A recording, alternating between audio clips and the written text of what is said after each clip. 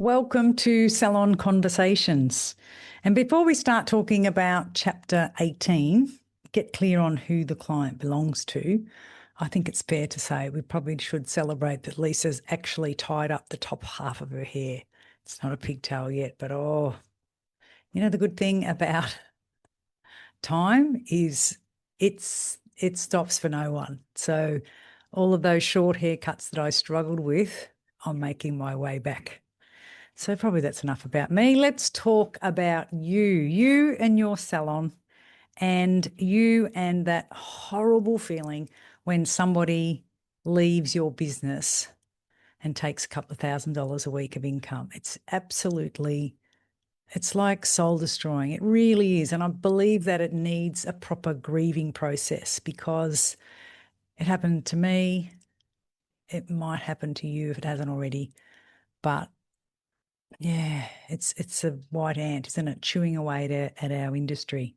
So what do we do, right? Now, you can't protect yourself from it never happening.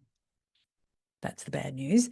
The good news is that if we willingly and openly have conversations about such topic in the beginning, when the person is open and susceptible to listening to, they come like plasticine and you can mold them into a shape, and then it doesn't take long before they can turn into hard rocks that are inflexible, right?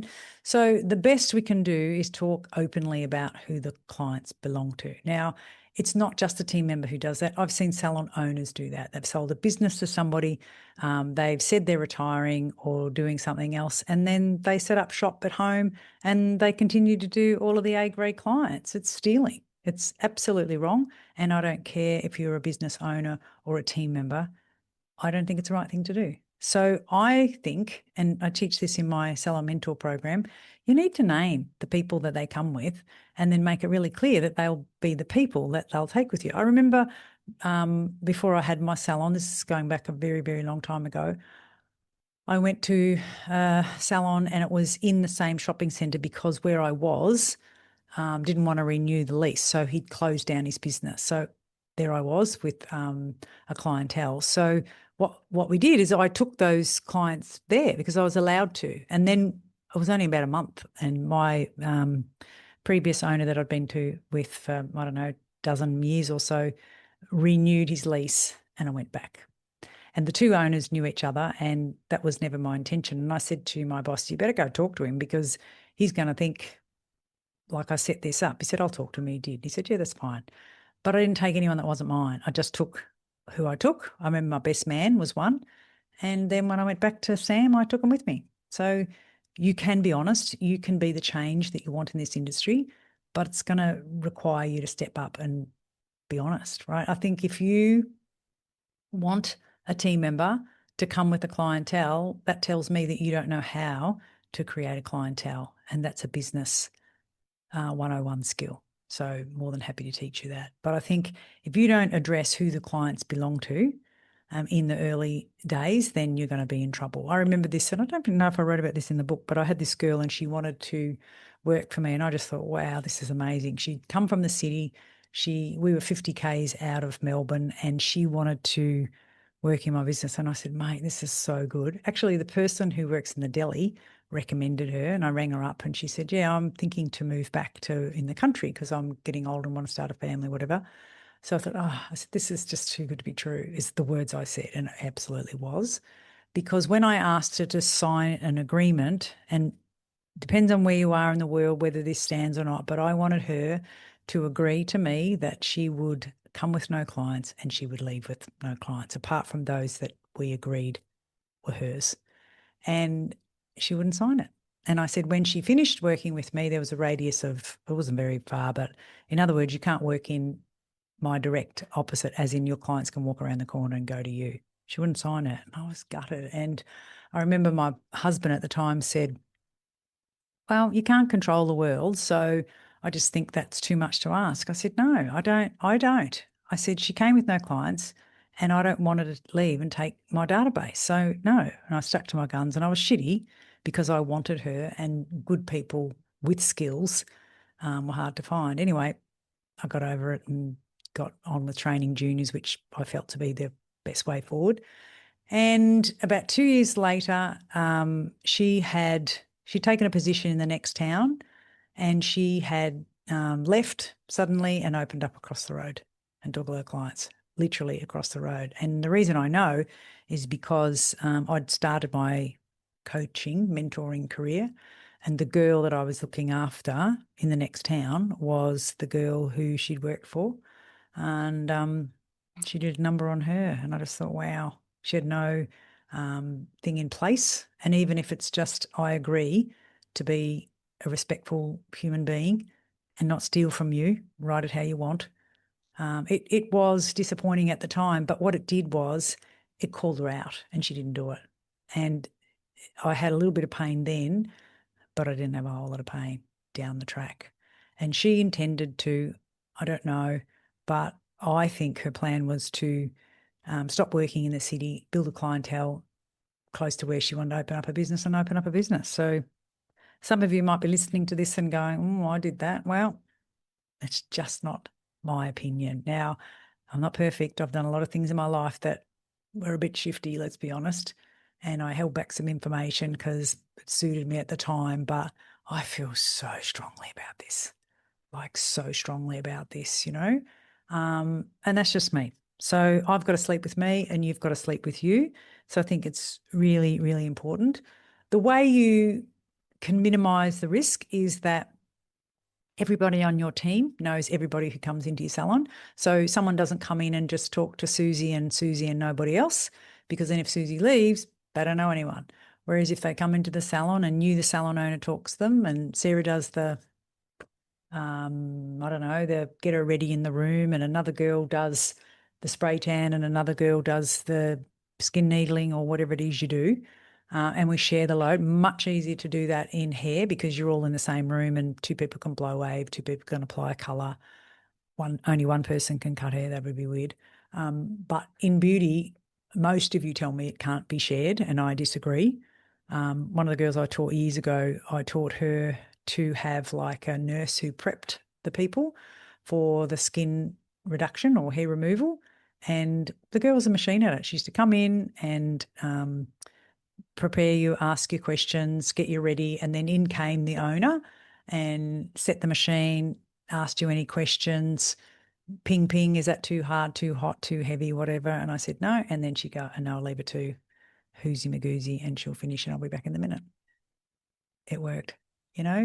I want the result done and I want it done properly and I want someone to oversee it. Now, who pulls the trigger isn't as important to me. What's important to me is the person who does it nails it and someone's watching out for them. That's it, right? So try and think outside the box and think about how do you get everybody to talk to everyone. We had a rule if the door opened, had a little bell and went ding. It was very gentle, but we all heard it. So when the door opened to to my business, it went bing, and everyone went hello, just like that, right? And the reason I taught them to do that is it was like this little nest of birds who went cheep cheep cheep, and I just taught them that's what it is. And then when they weren't doing something, they'd come up to somebody else and say, that's a great colour. You're a really good colour grey, or love those glasses on you, or you wear red lipstick so well, whatever it is. It had to be genuine, but just connect and chat from a woman to a woman. That's just what you do, right? And they are the things that will help you because everybody's leaving. It's just a matter of when.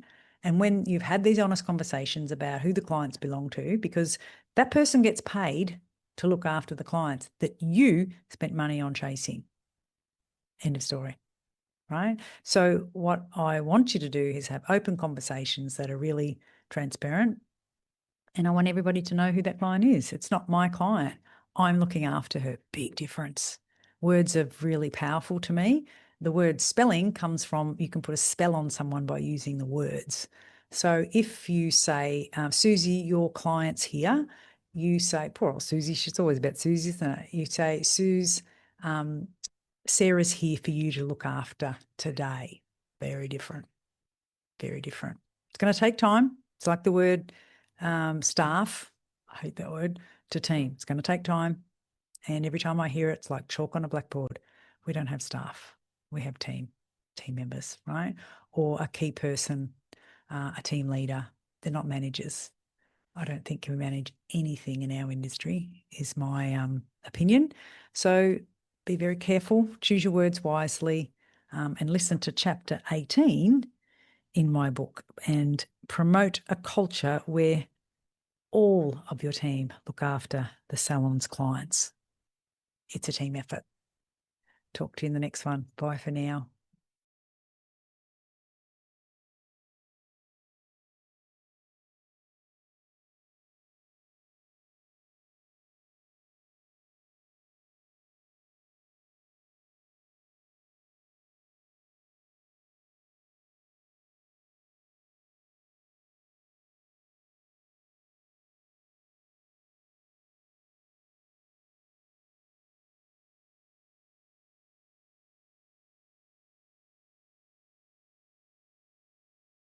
Chapter 18.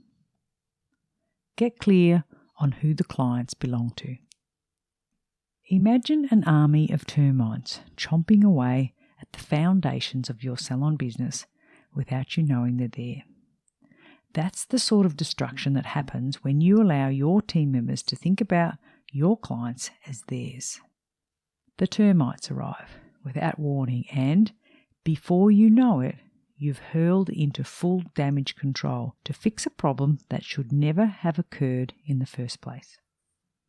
In most salons, the whole issue of who the client belongs to is a mess. For some reason, we let our staff refer to our salon clients as mine. Crazy. How did our industry end up so unprofessional? When did it all begin? Who says it's okay to do this? When it comes to taking clients from previous employees, we are world class. I have a clean slate here. I can honestly say I didn't do this. It was told to me very early in my career that it's not what you do. So where does this practice even come from? Maybe it comes from us encouraging team members to build relationships with their clients so that they can develop a trust with stylist or beauty therapist. Changing somebody's physical appearance relies heavily on trust. Building a rapport with someone is very important to both the client and you as the operator. Once you establish the trust, you can really do the best work and give your client the outcomes they want in solving their hair and beauty challenges. I guess it's an easy progression for a team member to flow on from that relationship to using the word mine about your clients. As a salon owner, we also encourage new team members to bring clients with them. Some even advertise for people who have their own client base. Of course, clients are free to come and go as they please, so it's up to us as professionals to do two things. First, stop making clients feel bad if they get a cut from your salon and a colour elsewhere in another salon. Second, educate your clients that there is more than one person within your salon who can look after them. Make them feel comfortable and empowered about their ability to choose. It's never mine, it's always ours. The same as it's never I, it's always we. At some stage, when you were just starting out in your industry, you didn't have a clientele at all. The only people you got to look after were those who walked in off the street or the random person who called up last minute. Remember how hard you worked at getting those clients to rebook with you so that you could start to say those magic words, my client. While you were still learning the ropes, you were given the opportunity to assist someone else more experienced than you. When you became more competent, someone handed you over some of their clients, usually the ones they didn't particularly like doing. We've all been guilty of that one. As luck would have it, some of those clients preferred your work, and that's how, in your mind, you came to believe that they were your clients. They actually asked for you, so that made you think they were yours. The trouble with that thinking is that you haven't considered that the owner of the business marketed to those clients. They paid for a website, a brochure, flyers, business cards. They fitted out a shop. They paid the cost of the GST, the taxes, the salon's rent, and all of the expenses that come with owning a business. And they had all the joys and stresses of owning a business thrown in for free. Yes, darling. There are the steak knives right there. You can have this, a salon business, and you can have some bonus stress and sleepless nights too. You can also think you're having a day off, and at the last minute, because someone on the team calls in sick, your day, plan A, is now plan B. Yes, darling, there are your steak knives again, right there. That's the bonus that you hadn't counted on. Now, laughing or crying, it's true, and you know it is. While all this is happening, your team members who've been given these clients to look after, these opportunities to advance their skills, have decided that the clients actually belong to them. Then, for some reason or another, something happens to this employee, decides not to work in your business anymore. They leave and think that it's okay to take what they believe to be their clients with them. Yep, they take them to either another salon or, worse still, to their own home. They seem to have forgotten that the client belongs to the salon, your salon. How do you prevent this from happening? You must be completely open and upfront about who the clients belong to and promote a culture where you all look after the clients. You all look after them as a team. This is the only way you can protect yourself from watching your clients follow a team member when they leave your business. While you continue to use the one client only gets to know and use the services of one team member model, you're putting your business at risk when that team member leaves. And they will leave. Everybody leaves eventually. It's just a matter of when. You need to keep one step ahead of sharing the clients across your team. When clients come into a salon, make sure they're touched by more than one person. 2 or 3 is ideal. I'll give you an example. In hairdressing, somebody cuts and another person colours, and someone else does the basin work, including one of those beautiful head massages. The client is still the sole responsibility of the person who is the cutter, and this stylist works closely with the other team members. Together, they engage the client. But one person oversees the whole project. It's time efficient and shows your clients the depth of expertise across your team. When you lose one of your team, your client still has a relationship with the other team members, significantly increasing your chances of retaining the client. Beware of the one-man survey. Some of you will be thinking, but my clients don't like this. They like having only one operator looking after them. They've been to salons where more than one operator works on them and they don't like it. This thinking is a classic example of the one-man survey, where one person tells you something and you decide to believe it's true. If you think a little deeper, you'll question whether the client's reaction was more about the way their visit was handled rather than the fact that the services were shared across multiple team members. If the sharing isn't handled well, of course a bad client experience will result.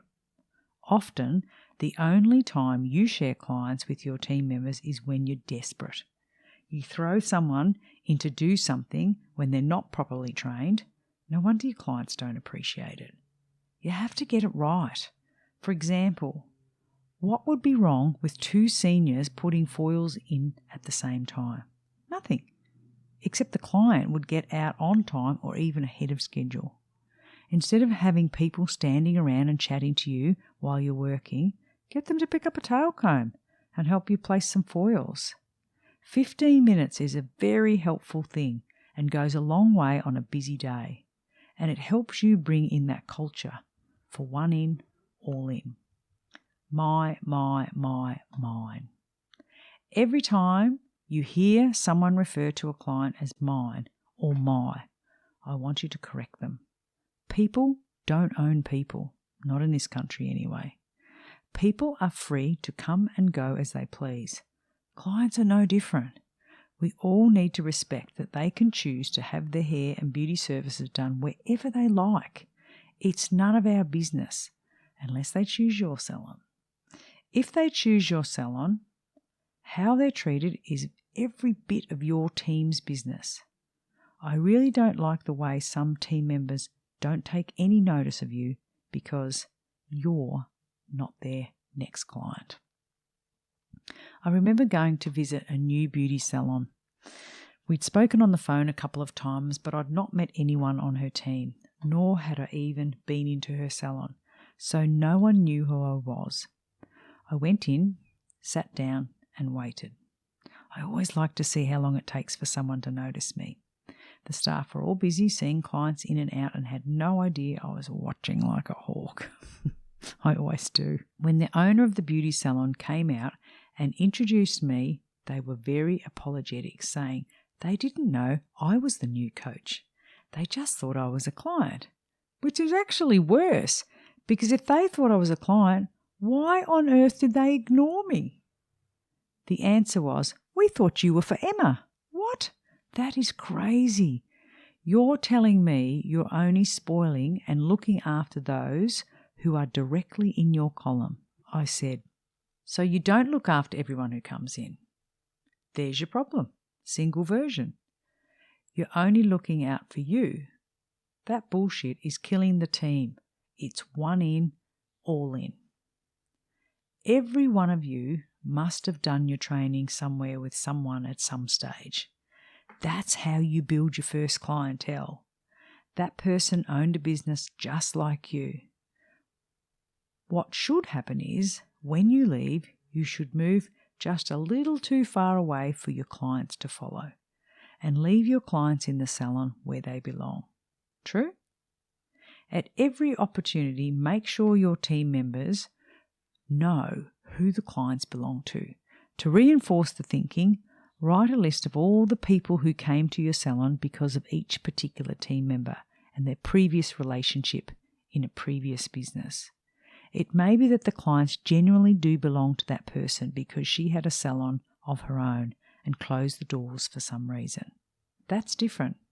If he or she sold the business, then the client should be staying with the original salon as part of the sale. Can you stop people from stealing clients? No, you can't. Can you educate them to understand your point of view as a business owner? Absolutely, yes. You can and you should. If we all did this in our industry starting today, being open and talking about this at the beginning of everyone's employment and making it crystal clear, things will slowly change. There's an old saying, if they do it for you, then they will also do it to you. Remember that when they offer to bring their clients with them.